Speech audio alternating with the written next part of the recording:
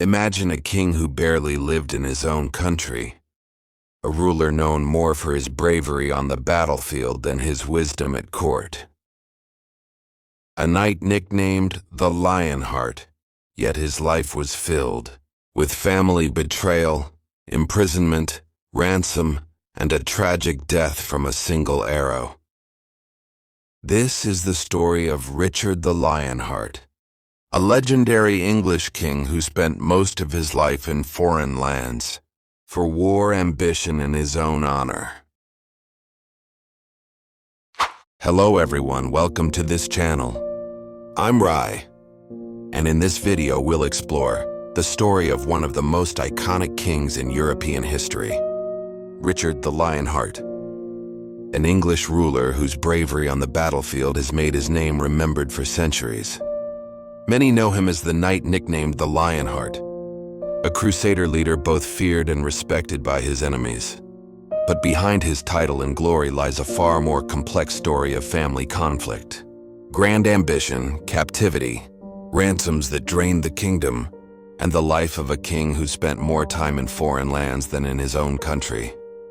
So brace yourselves, because today we'll delve into the life of Richard the Lionheart, from his childhood in Aquitaine, his triumphs during the Third Crusade, to his tragic end at the hands of a single arrow during a small siege. Here is the complete history of Richard the Lionheart, the brave king who lived in the shadow of war and honor.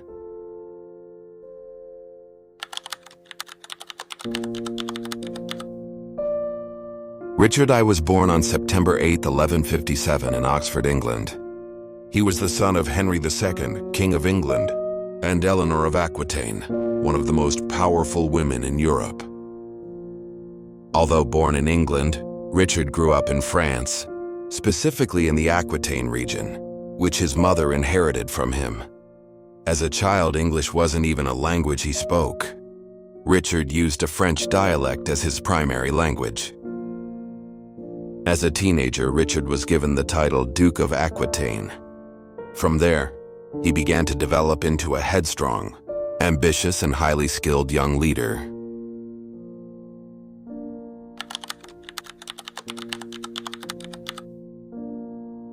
The Plantagenet family was renowned for its skill in warfare, and not just against foreign enemies, but also against its own family.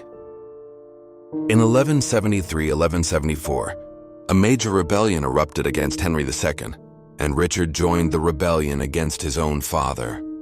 He rebelled not alone but alongside his brothers. Although the rebellion failed, the seeds of conflict never disappeared. Henry II tried to take the Aquitaine region from Richard and give it to his younger brother John. Richard, who deeply loved Aquitaine, vehemently refused. Tensions escalated when Richard allied with his father's enemy, King Philip II of France. And in 1189, when Henry II finally died, Richard ascended the throne as King of England.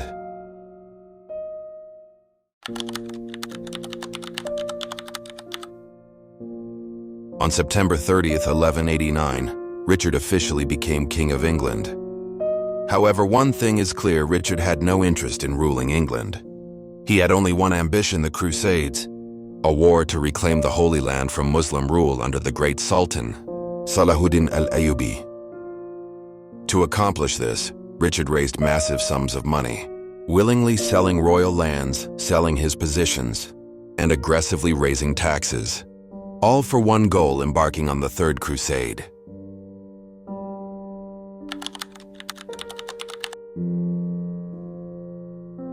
In 1190, Richard embarked on a long journey to the Holy Land. On the way, he stopped in Sicily, securing his brother's inheritance. He also conquered the city of Cyprus, making it a key territory for the Crusaders. Then on June 8, 1191, Richard finally arrived at Acre.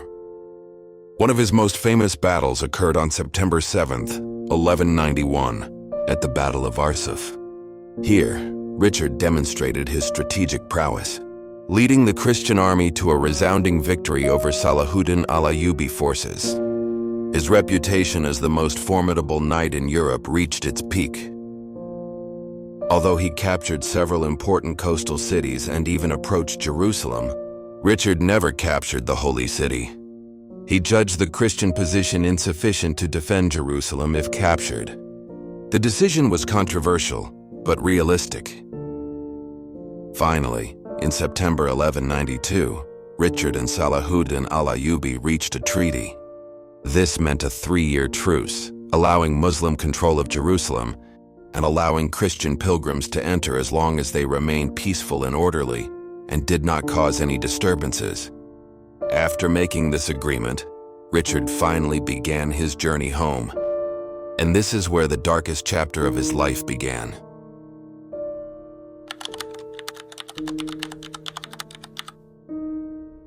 On his return to Europe, bad weather forced Richard to land in Austria.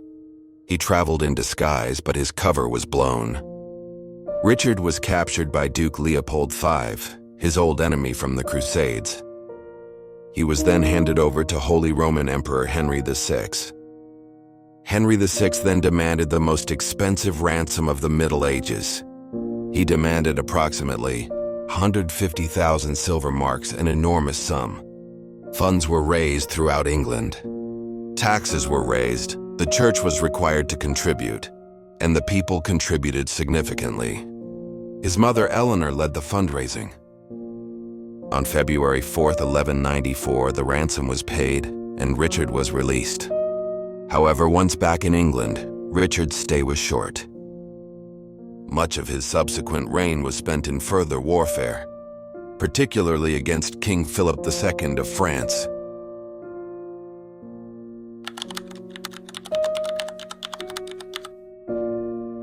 In 1199, Richard conducted a small siege in the region of Chalus-Chabrol, France. This was not a major war, just a local conflict. But it was here that fate awaited him. While inspecting the vanguard without wearing full armor, a young man named Pierre Bazile shot a crossbow. The arrow struck Richard in the shoulder. The seemingly minor wound worsened, became infected with gangrene, and Richard fell seriously. On April 6, 1199, Richard the Lionheart died. He forgave the young man who shot him. However, after his death, Bazile was brutally punished by Richard's troops. Richard's body was buried at Fontevraud Abbey, while his heart was buried separately in Rouen, in accordance with medieval noble burial customs.